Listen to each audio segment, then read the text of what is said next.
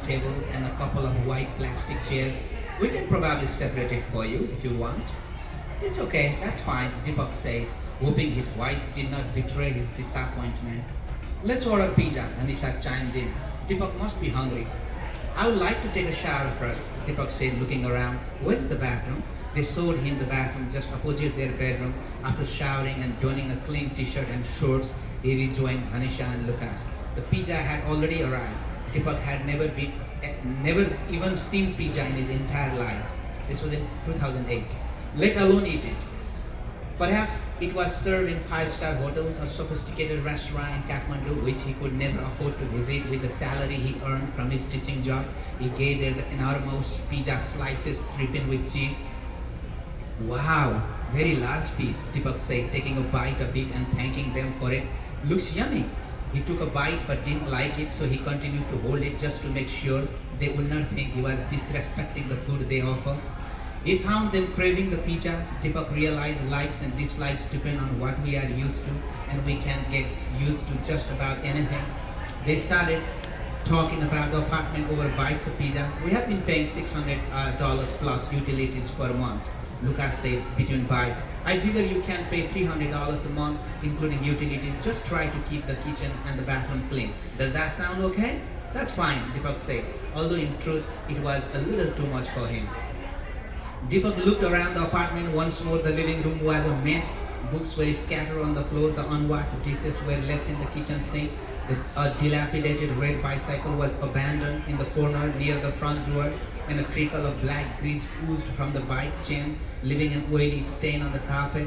Half a dozen black and white kittens mewed beside their mothers. Deepak covered his nose secretly as if to eat it. The acrid smell of cat urine burned the inside of his nose. A little tray sat in the corner of the room near the cats, filled with grey gravel and the lungs of cigarettes. Deepak felt a rage growing inside him as he wondered how he could possibly live in such healthy conditions. The state of the room was precisely the opposite of what he had pictured before coming to the US, neat and clean and tidy, filled with a fresh fragrance and a modern ambience, totally different from his apartment in Kathmandu. Yes, my apartment back in Kathmandu wasn't as modern as spacious as here, but it was way tidier than this mess, Deepak thought. He knew that no matter what, he should be grateful they were allowing him to stay with them at all, but the place was suddenly not what he had expected in the land of dreams. What do you think? Lucas asked. If you need a bike, you can fix that one up and use it. He pointed toward the bicycle in the corner of the living room. Great, Deepak said with forced enthusiasm. It's fine, such a nice place. He tried to sound congenial and hoped that they did not sense how unhappy he was with the room.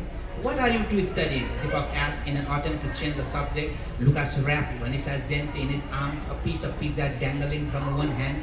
My little bunny is a nursing major and I am a business major. We are both undergrads.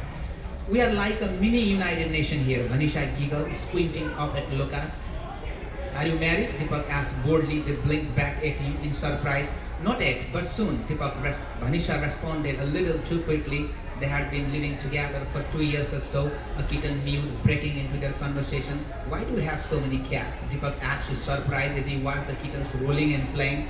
Lucas is a cat lover, Manisha responded as he reached down and picked up a kitten by the scruff of its neck and began massaging its back, a piece of pizza in her other hand. Not really. Actually, we used to have just one cat. She got outside and got pregnant, and this is the result. Lucas retorted immediately, laughing.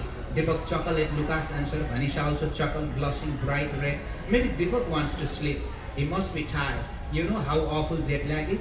Manisha said to Lucas while collecting the pizza box. Let's let him sleep, Amor.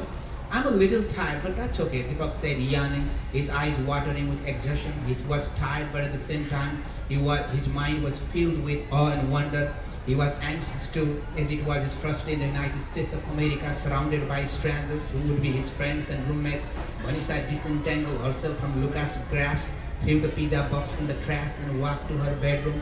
She returned, tugging a blue and white quilt and pillow behind her. Take this. You can use them until you can buy your own, she said, holding out the sofa bed. Vanessa showed him how it worked, then pointed to her laptop by the sofa. You can use it. I have another laptop. The two bid him good night and slipped behind the white door into the bedroom. I think that's it. Thank you.